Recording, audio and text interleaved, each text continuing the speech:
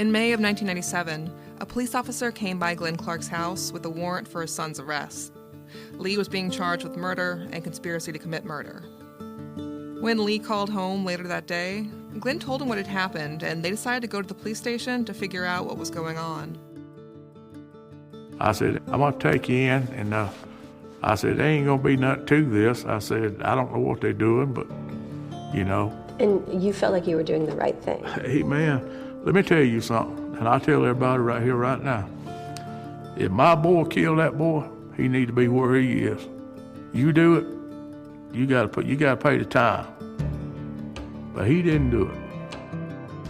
That car ride with Lee to the jail, what was that like? Was he saying, no, don't take me, let's... No, he wasn't. He wasn't like that. You know, he was kind of like me. You know, he wanted to kind of go and find out what's this all about because he didn't know. He wasn't upset or anything like that. Glenn was confused by the warrant for Lee's arrest, but not alarmed. I kind of figured that what they would do was take him in and talk to him. And then eventually he'd come out and maybe say, hey, they saying this and they saying that. That didn't happen. Glenn dropped his son off at the police station and waited for him to come back out again. But Lee didn't come back out again. And 25 years later, Glenn's still waiting for him to come home. When I went in there and they took him in, I mean, after that, hey, I never saw him outside these walls again.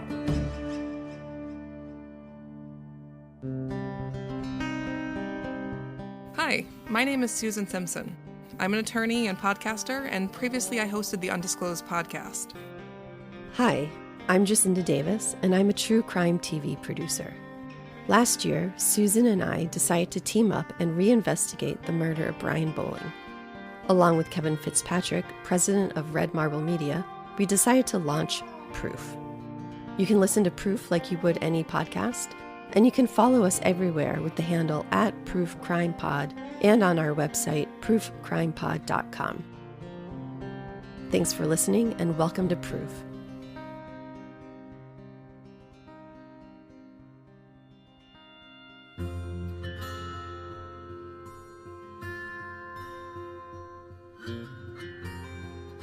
Let's talk about the trial for a moment. So did Lee have a public defender? I hired Rex. You hired Rex? Yeah. I don't know if y'all familiar with Bobby Lee Cook. I went to him, talked with him, but I didn't have deep enough pockets for Bobby Lee Cook. He wanted about 40 grand or better back then, and I couldn't afford it. Bobby Lee Cook was probably the most famous defense attorney in Georgia, but he came with a price tag that Glenn couldn't afford. Instead, he hired another attorney that worked at Bobby Lee Cook's firm, Rex Abernathy. Rex worked for Bobby Lee Cook, so I figured, and I forget exactly what I paid Rex. I don't know, it was 3 or 5 grand, whatever it was. And that's the reason I chose Rex, because I could afford him. But I'll be honest with you, during the trial, I thought Rex was doing pretty good, and it would seem like when he did get on kind of a roll or something, the judge would just shut him down. During his trial, Lee had been impressed with Rex Abernathy too. He thought things were going pretty well, despite the consistently unfavorable rulings from the judge, though Lee hadn't understood a lot of things that had happened in that courtroom. Rex didn't really tell me much in the way of the trial and stuff. All he kept telling me is, oh yeah, we're going to beat this case right here. We're going to beat this case. That's the only thing he kept repeating to me is he's going to beat the case. Did he say why? Yeah, he told me straight up. He said, I can see right here you're innocent. He said, I know you didn't do this. We're going to beat this. That's what he told me. But it didn't work out like that. At the time, Lee had thought his attorney was doing a good job, but he's no longer so confident of that. I don't think Abernathy did everything he could have did, neither. Your dad liked him, or your dad thought that he did a good job and tried hard. Well, my dad, God bless my daddy's heart, Susan, but my daddy, he's a lot like me. He's old country boy. He ain't had to see what they're all about, what they're really like. And I've had a lot of time to think about it, more time than my daddy has, because that's all I got is time on my hands. And I'll sit back and I've looked at it, and on the surface, just looking at it, you think, oh yeah, Rex did a jam-up job. But when you really get thinking about it, I mean, did he really do a jam-up job?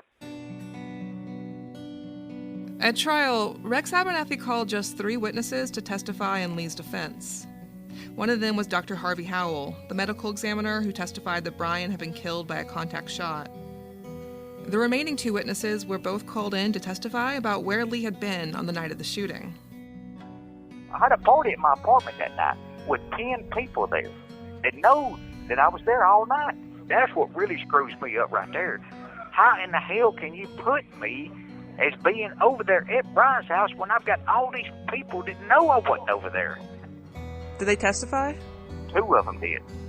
Doug Bray and his mama, Cherie Surratt, both testified. Why didn't the others testify? Rex Abernathy said he didn't feel it was necessary. Lee had plenty of alibi witnesses to choose from, but some of them, like his mother, his brother, and his girlfriend, wouldn't have done him much good at trial. They would have been too easy to impeach. The prosecution could just argue that they were lying to help him out. So in the end, Rex Abernathy chose to call just 2 of Lee's alibi witnesses: Doug Bray, who had been at the party with his twin brother Don, and Doug and Don's mother, Cherie, who had dropped them both off at Lee's place that night. Did they testify that he was at the party? Yeah, but... So there was testimony heard in court that he was elsewhere? Yeah, there was. I mean, you wouldn't want to call everyone at the party. That's not a good strategy. No. I mean, choosing the mom is the best choice because it's better than the teenage boys that were at the party. So the mom who dropped kids off and saw him there is probably the choice I'd have made too. I mean, it's hard too though because they're dumb teenage boys. I mean, against a detective, they're not going to seem credible. And the jury's going to dismiss them. Doug Bray testified that he'd seen Lee at his apartment that night. But on cross, the prosecutor also got him to admit that he had smoked about 3 or 4 or 5 joints that night, which likely did nothing to bolster his credibility with the jury. It probably didn't help either when the prosecutor suggested, without evidence, that Doug Bray was another member of the Freedbird gang. But Doug's mom, Cherie, likely made for a more credible witness. She testified that when she dropped Doug and Don off at Lee's place that night, she'd seen Lee standing there out on the porch. He was there that day. I do remember that. If I can't remember nothing else, I remember he was there. I know he was there when we got there to meet Jamie. Lee come out the front door, and so. And best you recall, Lee was acting normal that night? Yeah, it's normal stuff. That's Cherie and her son Don. It was Don's brother Doug who had testified at trial, but Don had been there too. Don told us that he's certain Lee was at the party, and he's certain it was the night Brian was shot, because the next morning they had gotten the awful news. We didn't hear about that till the next day. What did you think when you found out? I mean, it was shock. Brian was a close friend of all of ours. We all hung together all the time. We were just at Brian's house, not like a day or so before, all of us hanging out like usual. That was the entirety of the case in chief put on by Lee Clark's attorney. But even though Lee and Cain were tried at the same time, Cain had his own attorney. And when it was time to present his defense, he called 3 witnesses of his own. For obvious reasons, Cain did not call any alibi witnesses. There's no dispute that he was there when the shooting happened. Instead, Cain's defense focused on refuting the testimony of Angela Bruce. Angela was the prosecution witness who testified that 4 months after the shooting, Cain's uncle had brought Cain and Lee to a party at her trailer. And while there, the 2 boys had confessed to killing Brian. At trial, Cain's attorney called Cain's uncle, Phil Storey, to testify that this never happened. So Larry Barkley, Cain's attorney, called you. And at trial, he asked you about the party, and you said that you went over very quick. It's like, geez, it's only 2 pages of direct. And it says you get there around midnight, you saw Angela Bruce, you say Smitty and my nephew Cain. You were there an hour or so, hour and a half. at the party, and that you never heard Cain or Josh say anything about the killing Brian Bowling. No. And you did not see Lee Clark there. Mm-mm. To me, calling Phil Storey seems like an obvious mistake for the defense. If anything, Phil just corroborates the prosecution's case. He confirms that there really had been a party at Angela Bruce's trailer, and that Cain really had been there. But Phil Storey was not the only attendee at this party. In fact, according to Angela, there were 15 to 20 people there in all. And Angela Bruce actually named 4 people who were sitting right there at the kitchen table when Lee and Cain supposedly confessed to murder. Why didn't your attorneys try and talk to the other partygoers? I never understood that neither. I've always wondered that myself.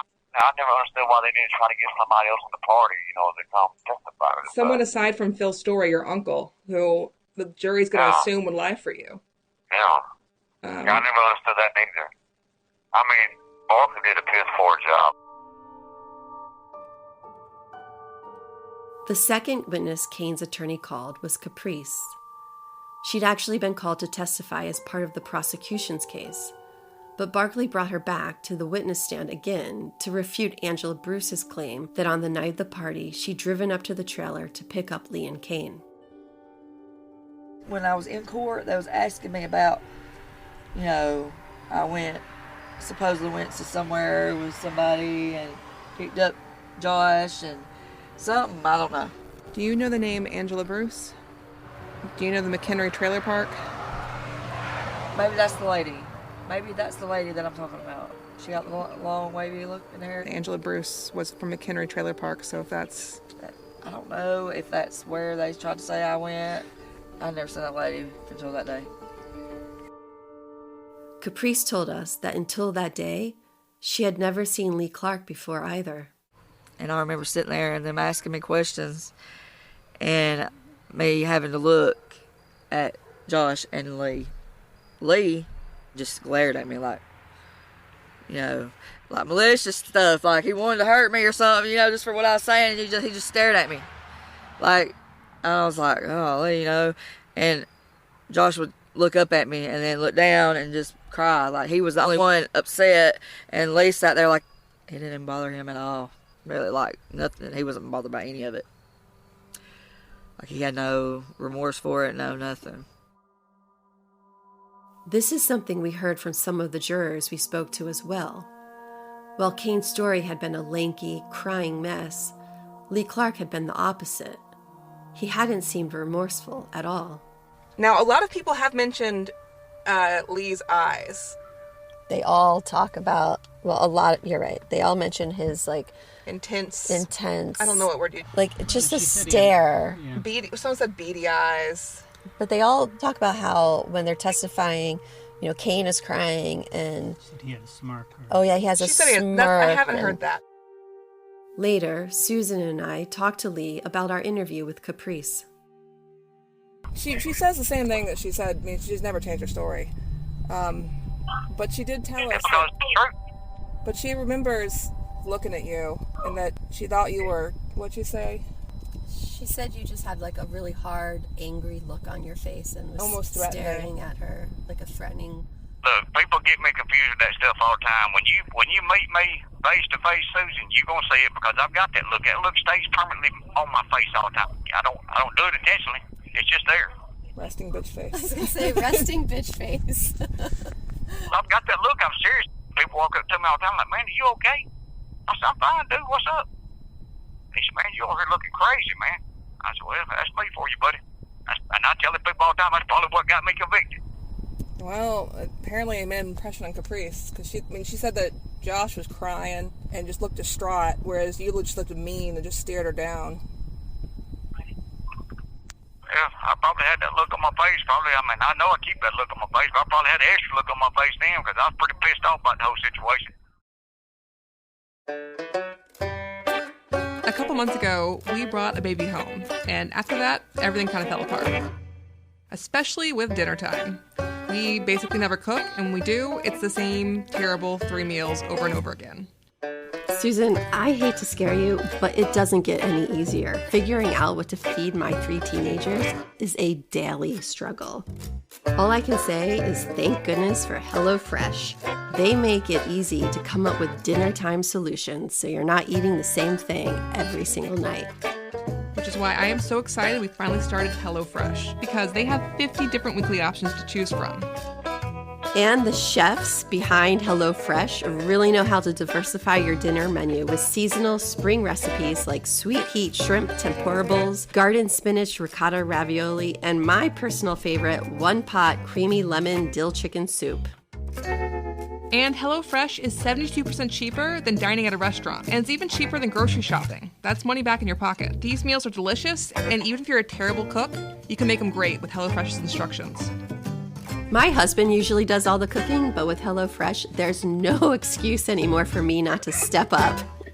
So go to HelloFresh.com/proof16 and use code PROOF16 for up to 16 free meals and 3 free gifts. That's right. Go to HelloFresh.com/proof16 and don't forget, use the code PROOF16 for up to 16 free meals and 3 free gifts. So try HelloFresh today, America's #1 meal kit.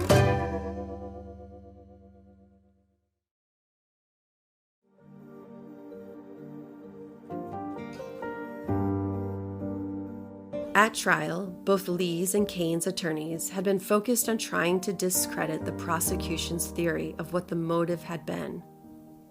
The prosecution argued that Brian Bowling had given evidence against Lee and Cain that implicated them in the theft of a safe from Cain's father.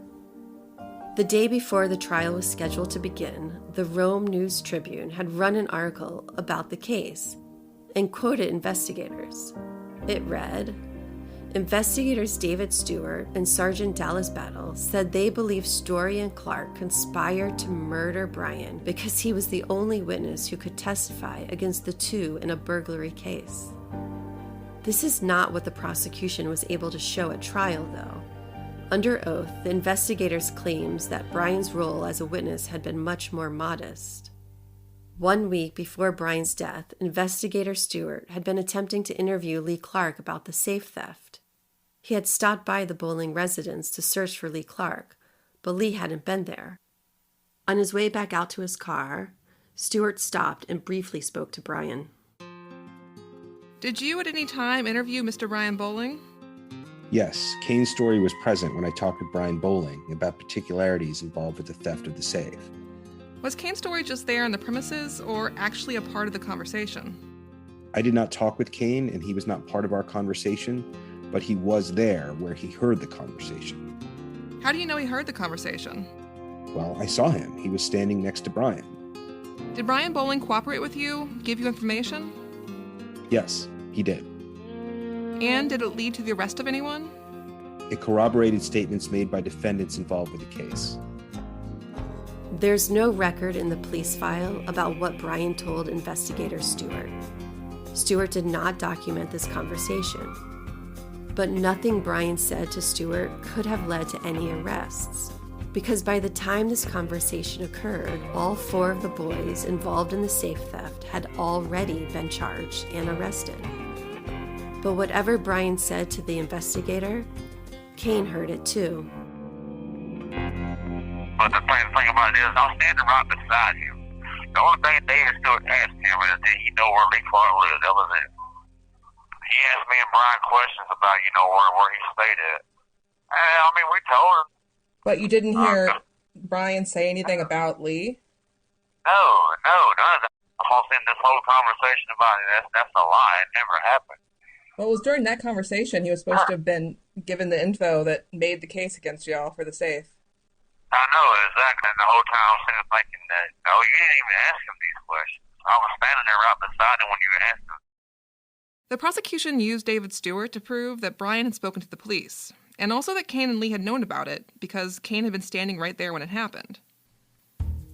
But the prosecution also needed to show that this would have been enough to motivate Lee and Cain to kill Brian. And that's where Deborah Kelly came in.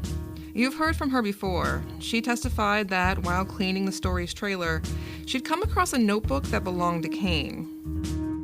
It was a list of rules, the do's and the don'ts. And Been initiated into the gang and all this stuff. I don't remember all the rules, but what stood out to me the most is if a brother is caught narking on another brother, the punishment's death. Deborah Kelly testified that this notebook had identified the members of the Freebird gang, including Brian, Cain, and Lee. And she believes that Brian was killed because he'd broken the gang's most important rule. In your testimony, you mentioned a time that Brian came over. Does that ring a bell at all? He's the one that told me that he knew something about the safe. And I told him to contact the police. And you don't know if he did or not? I'm sure he did. He's dead. You know, I'm pretty sure. Even before Brian's death, Debbie Kelly had a low opinion of Lee and Cain and the other teenage boys that Brian had hung out with. She didn't like the way they acted, and she didn't like the language that she'd heard them use around one another. And they said, it was about the time the fair was in Rome. And they said, "Hey, homie, y'all going to the fair?" And that made me so upset. And I looked at those boys, I said, these two ain't going nowhere but probably to the graveyard or jail. Brian had been different from the other boys, though, Debbie Kelly told us. He'd had a conscience. Even though he was in that gang, Freebirds, I don't think he was happy. I think he wanted out. And so he went, and I'm pretty sure he told the police about the safe and everything. In my opinion, that's what got him killed. Debbie Kelly had known a lot about the safe theft. In fact, she'd been something of an unofficial, unappointed assistant to the investigation. David Stewart taught me pretty well. He said I ought to went to being an investigator. David Stewart told you that you ought to be an investigator? Yeah, that's what he said. When did he say that? That was when all this began. Debbie Kelly told us that after Brian's death, she'd continued her investigation and questioned Cain about his role in it. You said, I talked to Josh a lot, asking him questions, and he don't ever have any straight answers. Yeah. I said, Cain, don't go down for somebody else's doings. You told Deborah you didn't do it. But there was some scuffling in that bedroom. Where did the scuffling come from? That's what I asked. And I said, if Lee done it, that explains why Lee ran. Did you ask him if you didn't do it, who did, or? Yeah, and he would never. He called it narc on a homie. David Stewart had also tried to get Cain to narc on his homies when he'd interviewed Cain about the safe theft. And I'll tell you what he told Cain. And this was David's words. He said, because where you're going is to big man jail. And said, they're going to call you sweet thing when you walk in the door. David was trying to scare him into telling the truth. How did Cain react to that? His words was, I don't give a. David Stewart's interview with Cain was recorded, and Cain's attorney introduced it into evidence at trial, which is why this tape recording still exists. In this interview, though, Cain does not display the defiant attitude that Deborah Kelly remembers. Okay. When you say you all got the safe, who was all involved? Just name their names. Me, Lee Clark, Pete Jordan, Joseph. We got the safe, we left, went and destroyed the safe and got the money out. I can't think of anything else at this time. I'll note that I think Josh is trying to get all this behind him. He's, at least as far as I'm concerned, he has been cooperable with me. And we'll end it at that. Deborah Kelly had been present at this interview as well. She helped investigator Stewart question Cain. Also with me, I'll mention for the record, is Deborah Kelly, who is a neighbor witness to this incident. So, Mr. Daly, you can go ahead. I think Josh forgot about saying how they split the money up. Oh yeah, that we split was up kind of $800 apiece.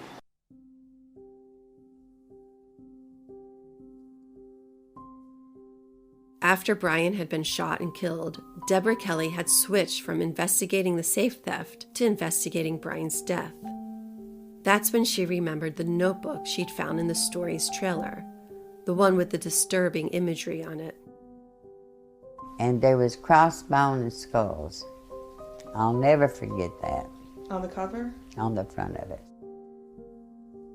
It was a book of songs and poetry that I had wrote over the years and everything. That's all it was. Cain told Susan there had been a notebook with skull and crossbones on the cover. The notebook was real. The skull and crossbones was right. That was actually going to be the symbol that we was going to have on our bass drum. That was actually going to be the symbol of the band. What kind of songs did you have in there? The songs that we were writing for the band and everything. Like one of them was called Blood Moon. One of them was called Destiny's Doorway. Were they like love songs? Were they violent lyrics? No, hell no. I didn't really even get into violent lyrics. I mean, you know how the 90s were. So, you know, I mean, it was the whole Nirvana, Pearl Jam, Smashing Pumpkins era, all that. Deborah Kelly had known that Cain often wrote song lyrics. You mentioned in your trial testimony that when you found the gang notebook, at first you thought it was like rock and roll songs, or? Yeah, to start with, yeah. So you'd seen him like write lyrics to songs before and whatnot? Yeah, I mean, he would write songs. But Debbie Kelly insisted that this notebook had not been full of song lyrics. Instead, it had contained the bylaws of a violent gang. And the gang's leader, Deborah Kelly said, was listed as Cain Storey. Does it strike you as he would be the leader of that gang? Would he be the one who would really be the leader? I think it was a title, to be honest. The main thing is they all stuck together. That's the way I figured it out. They all stuck together and they wasn't gonna narc on the other one.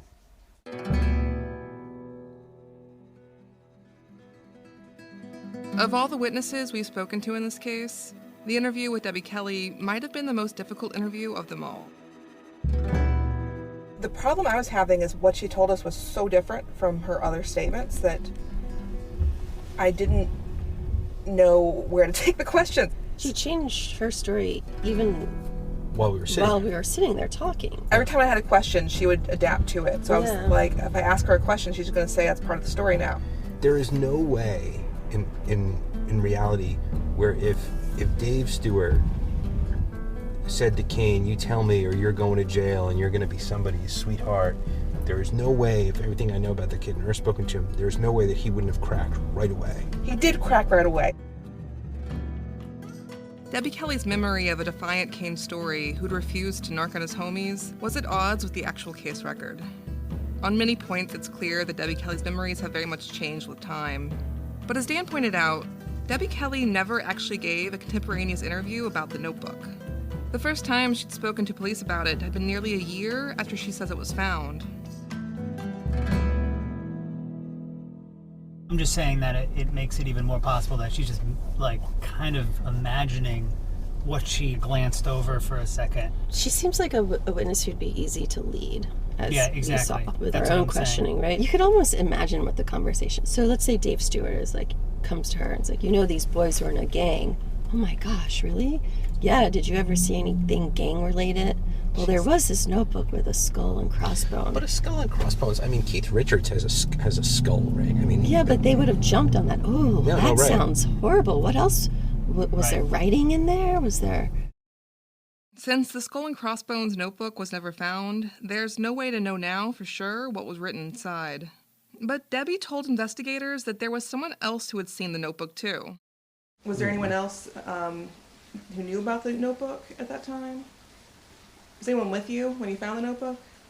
There was a girl helping me clean. Her name was Nancy. And I don't know whatever happened to her. But she was very nervous. Susan and I found Nancy Williams at her apartment in Rome. We spoke to her while her grandkids were running around playing nearby, and she confirmed that she had once helped Debbie Kelly clean the Storey's trailer. she cleaned houses, and she cleaned their house. And I was with her at one time, and she found a notebook. I don't know if that notebook ever made it to the trial. I was never called as a witness. She probably was. Nancy actually did testify at the trial, though, and she'd forgotten that she had. She still remembered the notebook, though. We just went in there and dusted and straightened up, and I was in his room, and I remember finding a notebook. What did it look like? It was like a plain old composition notebook. I couldn't tell you what color, just a spiral notebook. And it was disturbing, and I don't remember specifically what it says now. I couldn't tell you. At the time, Nancy had lived just down the road from the Storeys, so she knew Cain, but they had never interacted. Oh, so you've never actually met Josh or Cain? Well, see, the reason that it stuck out with Cain is because especially my mother-in-law at the time, would always remark how unusual it was to have a boy named Cain, and it's no wonder he turned out evil, you know. But it's crazy, Southern people. Nancy was never interviewed by the police, but she was interviewed by the district attorney's office. She told the DA's investigator about finding a notebook at the Storey's trailer, but said that it hadn't contained a list of gang members or anything like that. At trial, though, Nancy's story changed. Yes, she said, there had been a list of gang members in the notebook, though she didn't remember any names. All she remembered seeing in the notebook were 2 rules that gang members had been required to follow. The first rule was, if a brother speaks to pigs, meaning the police, then punishment is death. The second rule was, should any other brother be aware that another brother has spoken to the pigs, then it is that brother's duty to kill him. And if that brother fails to do so, then he is to be put to death as well. We asked Nancy what it had been like to find this notebook. Very uneventful. Oh, Deborah, look at this. It's weird, creepy. So you started looking through it. We just glanced through it. We didn't pay. We didn't spend very much time on it. I just showed it to her, and we went about business, and that was done. So when you say creepy, do you mean like drug related or like violence or? They didn't find the notebook, so we don't know. Oh, really? Was there never a notebook? No one ever saw the notebook. So except for you and Deborah. Wow, I didn't know that. We spoke to Nancy's daughter as well. She had been too young to remember the bowling case, but growing up, she'd heard people talk about it.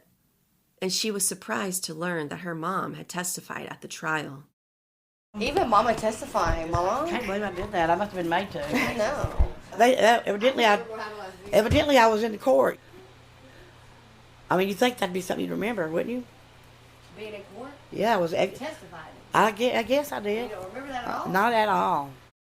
Today, Nancy does not remember the contents of the notebook.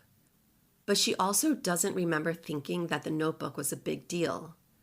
She told us that it hadn't seemed ominous to her, just strange. I hate that notebook and stuff probably have convicted. I mean, I don't even have it. The notebook was never even entered into evidence. They never That's found crazy. If ever you wanted to find a case in a town that was dirty and done wrong, Floyd County is your. If y'all wanted to, I'm telling you, if y'all wouldn't take much looking in this county at other cases that sent people away for life, and you might just find yourself something bigger than you know. Well, Dallas Battle has apparently quite a history in this town. Yeah. But fortunately, I never had to deal with him, you know. But I do know I dealt with enough policemen, you know, that were dirty and partied and had fun and did what they wanted to do. They damn sure did.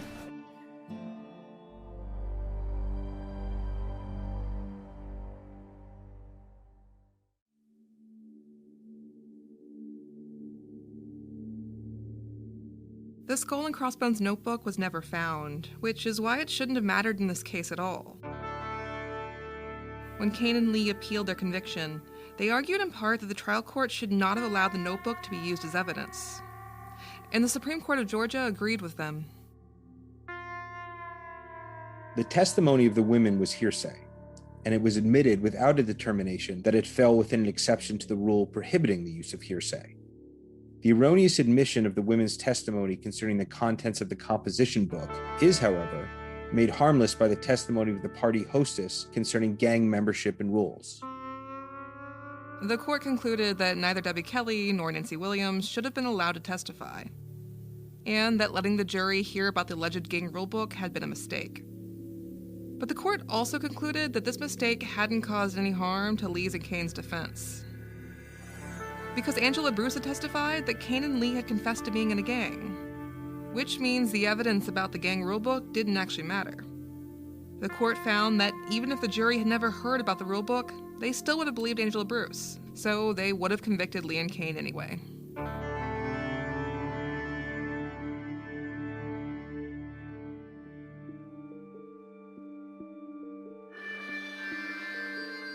Brian's Uncle Michael believes, though, that neither Cain nor Lee would have been convicted if it hadn't been for the third witness that was called to testify in Cain's defense. That witness was Cain Joshua Storey himself. What do you think was the most compelling evidence against them? Josh's testimony. Josh's testimony? Yeah. I think that's the only way that the trial ended the way it did. You think if he hadn't taken the stand? I think they would have got off the hook. Yeah. As you're watching the trial, are you worried it's not going to end in a conviction? Yes. Yep. I was thinking, that there's probably about a 70% chance that we would not get a conviction until he testified.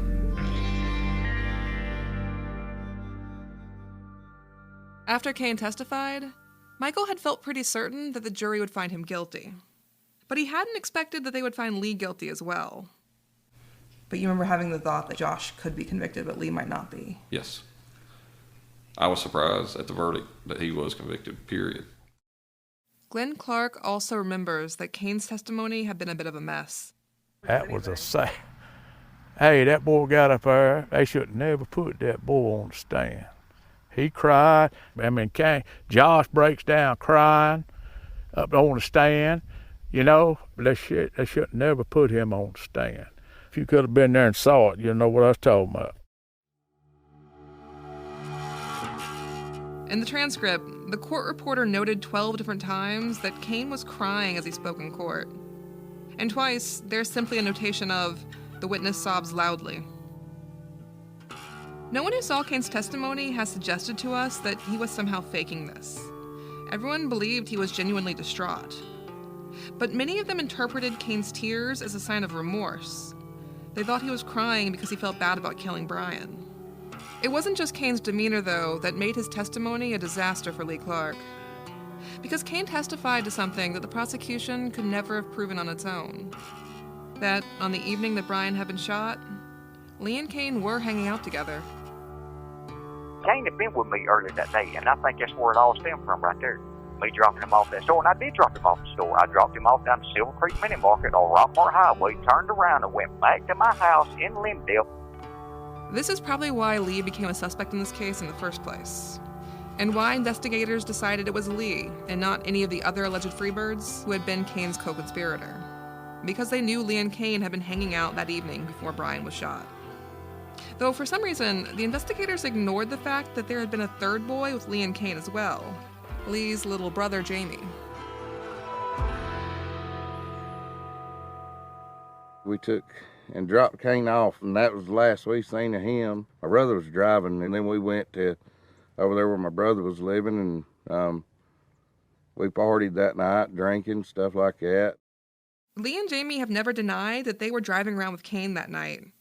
But the police never interviewed them. They only ever talked to Cain. He was their only source for this information. But under the Sixth Amendment, nothing Cain said about Lee could be used as evidence against him, unless and until Cain agreed to testify, which he did. So the jury did get to hear that Cain and Lee were together that night. And they also heard why Cain and Lee had been hanging out that night. We stole that safe on October the 3rd. I picked Cain up on October the 18th. When I picked him up on October the 18th, everybody had already been arrested and charged with this safe theft. I was trying to find out which one of them said something, whether it was Cain or his little buddy Joseph. I know one of them had done said something to the police. All 4 of the boys involved in the safe theft had been arrested and charged with the theft. But only Cain and Joseph were arrested the very same day that the safe had been stolen. And it was that evening that someone had told the police where the boys had left the busted-up safe, off a dirt road in Polk County. So Lee knew someone involved in the safe theft had talked to the police, and there were only two possibilities about who it could be. I know it was either Cain or Joseph. It had to be one of them two. That's the only plausible explanation. And I was right. It turned out it was Cain that said it. When Cain testified at trial, he'd confirmed that night, Lee had asked him straight up if he'd been the one to talk to the police. Cain said Lee hadn't seemed angry or upset. He just wanted to know who'd done it. Cain told him he didn't know, so they smoked another joint and drove around some more. Cain, of course, had known who'd done it. It was him. But Lee wouldn't find that out until much later on, when the tape recording of Cain's statement to David Stewart was played in court. I turned around and looked at him when they played that tape. I said, really? I said, really, man? He's just holding his head down. It is what it is. Cain's testimony about hanging out with Lee and Jamie that night had not looked good for Lee. And from what Brian's uncle had seen of the trial, it was because of Cain's testimony that the jury came back with guilty verdicts for both defendants.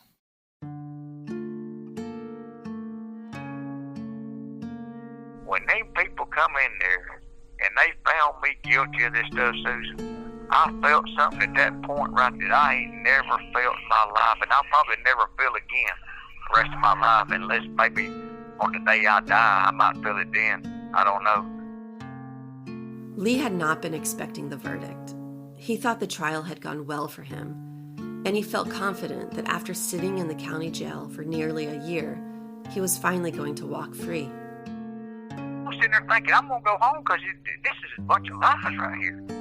When they did that right there, my God, I couldn't even believe it. My mind's just running 1,000 different directions. I'm about to choke to death. I feel like I'm about to fall over dead because I don't feel like I can breathe. Honest, you can't explain that feeling to anybody. No matter how much detail you go into about it, you cannot get somebody to feel that feeling, because that's something that you have to experience for yourself to feel the feeling. It's a feeling you just lost all hope, like I said, your life flashed before your eyes. And that's a hell of a feeling to be sitting there feeling at the age of 18 years old. And they didn't make it no worse when they put us on that bus and I pulled up down at Jackson State Prison. I'm sitting there looking over at this prison, scared to death because I don't know what's waiting on me inside. I turned around and I looked at Cain. I told Cain, I said, we ain't going to make it. And Cain, he's over bawling his eyeballs out. I told him, I said, man, you might as well stop all that right there. I said, that ain't going to look good. You keep doing that. Some of these guys see that right there, man. Did he quit?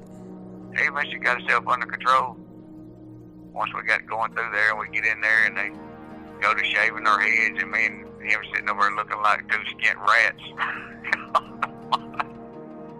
When Lee arrived at the prison that day, he'd been certain he wasn't going to make it, that he didn't have what it takes to survive behind prison walls. But he did survive. And he says that more than anything else, it's the support he's gotten from his father that helped him make it through. I know all kids think the world of their dad, but my dad has got to be one of the best men I've ever met in my life. He's just a naturally good guy, and I've told him before 100 times over. I said, Diddy, I said, if I can just ever in my lifetime live up to be half the man you are, I'll be doing fine. Glenn Clark has never given up on his son, but he doesn't know how he can help Lee challenge his conviction. He's tried over the years, but every time he's turned somewhere for help, he's been turned down, and he's out of ideas of what to do. Has that pain ever gone away? Do you still carry it with you? There ain't a day that goes by that I don't think about Lee, and here it is, I'm getting older, and I'm hoping and praying that he'll be able to get out while I'm still here so I can help him get on his feet. Let me tell you something. Ever since Lee's been locked up, I've been trying to run up on somebody that can help me. 1 decade passed, and then another, and still Lee is no closer to going home. Glenn says at times, thinking about his son behind bars for a crime he doesn't believe Lee committed was too much for him to bear. I had a bad, I won't say it's called a breakdown. I got real bad depression stage. And I don't know how to tell you this happened, but I stuck a gun to my head more than once. Never pulled a hammer back. But look, I'm looking for help. I'm looking for a way out. I'm looking for help. You can't realize how bad it is. Somebody that ain't never been there ain't got a clue. So I told Sherry, I said, "You're gonna need to take me to the hospital somewhere." I said, "Don't, I'm gonna hurt myself." You don't want to tell nobody that. But they took me to kind of like a mental hospital, and not just mental, but they got psychiatrists that come in. The night they took me over there, they put me in a room, and I had a room by myself. And I went in that room.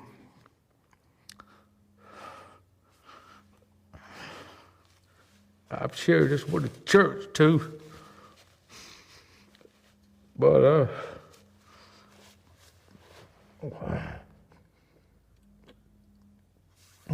when you get that low, he's calling now. When you get that low, and I asked the Lord, I said, "God, I don't know whether you're there or not." I said, "But if you are, I need you to come into my life. Take it over." If you would like And, to block your number from receiving calls from this facility, I put all my faith in him. And thank you for using Securus. You may start the conversation now. and it's been, hey Lee, hold on just a minute, son.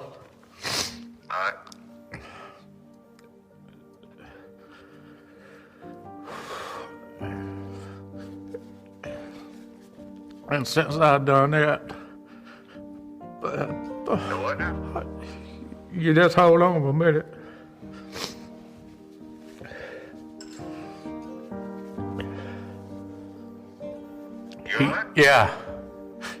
He changed my life. He made a man out of it. It took a while. It's a working process. I told him, I said, if you'll do for me, come into my life, I'll do for you for the rest of my life. And I do. Lee, you there? Hey. Yeah, what's going on, bud? I am got Jacinda here and talking to me, and I'm being a movie star, son.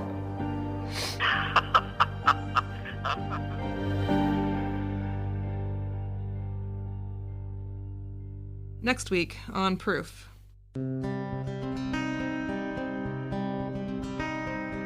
He's the first person I've spoken to who actually has affirmatively said, yes, I have knowledge of the Freebirds. It was a thing.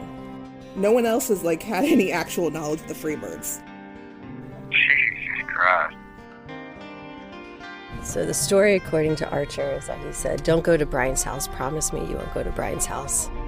And then that's the night Brian was shot. At trial, they say that you wrote this note and that you wrote the Narcs thing. They never asked me anything about anything.